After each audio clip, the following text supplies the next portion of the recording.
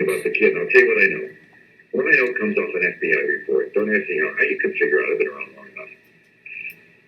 The kid gets, I don't think he was murdered. I don't think he was murdered because of what he knew. The kid's a nice boy, 27. He was not an IT expert, but he learned stuff. He was a data programmer, but he learned stuff. And so he's living on one street somewhere. He's living on one street. He's living in a very rough neighborhood. And in the exact area where he'd been, there have been about 10, I'm sure you know this, there have been about 8 or 9 or 10 violent, robberies. Most of them with somebody brandishing a gun. And the kid's hands, I'm telling you, I'm sure you know, his hands were marked up. The cops concluded he fought off the people, tried to run, and they shot him twice in the back with a 22.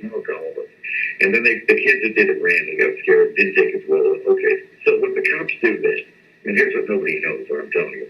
Maybe you know something about it. When you have a death like that, DC cops, if you're dead, you generally don't just go. You have to find out what's going on. You have to get to the kid's apartment and see what you can find.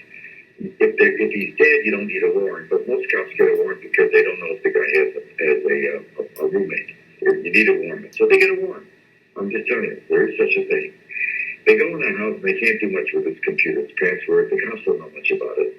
So the DC cops, they have a cyber unit in DC, and they're more sophisticated. They come and look at it. The idea is maybe he's had a series of exchanges with somebody who says, "I'm going to kill you, motherfucker," over, and they can't get in. The cyber guys do a little better, but they can't make sense of it. So they call the FBI cyber unit. The DC unit, the Washington field office, is a hot shit unit. The guy running the Washington field office, he's like a 3-star at an army base. He's ready looking for 4. You know what I mean? He's going to go with a top job. There's a cyber unit there that's excellent.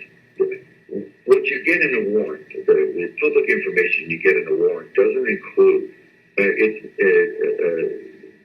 it does not include the affidavit underlying why you're going in, what the reasons are. That's almost never available on. I can tell you that. The existence of a warrant is a public document 99% of the time.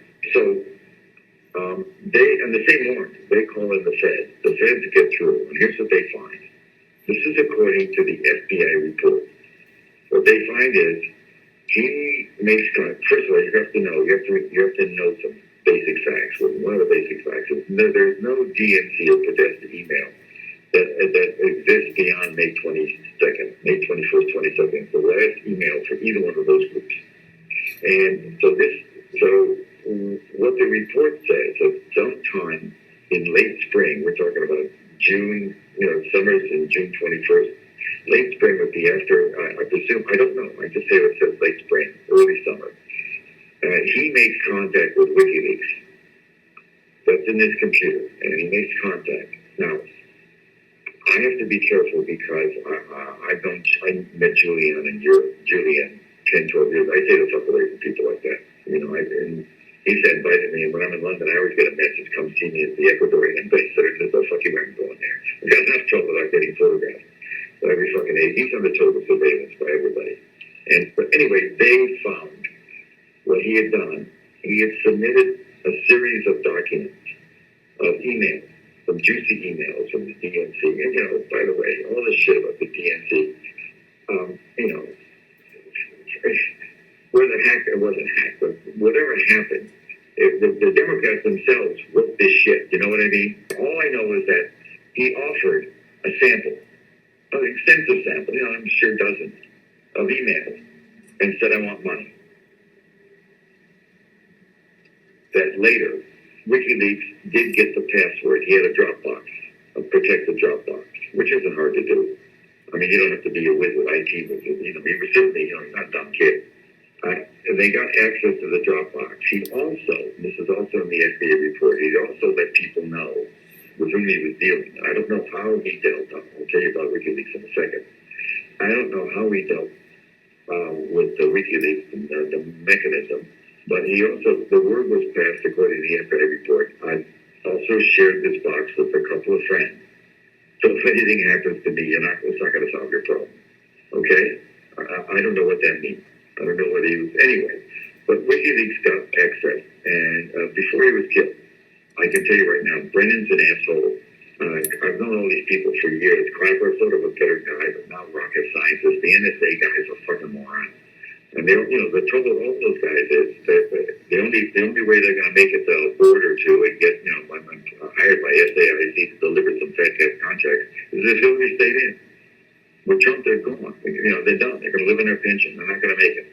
And I got to tell you, guys in that job, they don't want to live on their pension. They want to be on boards like they're make $600,000 for going to Ford. I have somebody on the inside. I've been around a long time and I read a lot of stuff. I have somebody on the inside who will go and read a file for me. This person is unbelievably accurate and careful. He's a very high level guy. He'll do a favor. You're just going to have to trust me. I have what they call in my business long-form journalism. I have a narrative of how that whole fucking thing began.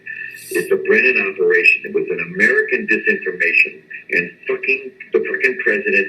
At one point, when they even started telling the press, they were back briefing the press. The head of the NSA was going and telling the press, this fucking cocksucker Rogers was telling the press that we even know who in the GRU, the Russian military intelligence service, leaked it. I mean, all bullshit. They were telling these. I worked at the New York Times for fucking years, and the trouble with the fucking New York Times is they have smart guys, but they're totally beholden on sources. If the president or the head of the CIA tells them something, they actually believe it. I was hired at the Times to write about it, to go after the war, in the Vietnam War in '72, because they were just locked in. So that's what the Times is. These guys run the fucking Times. And Trump's not wrong.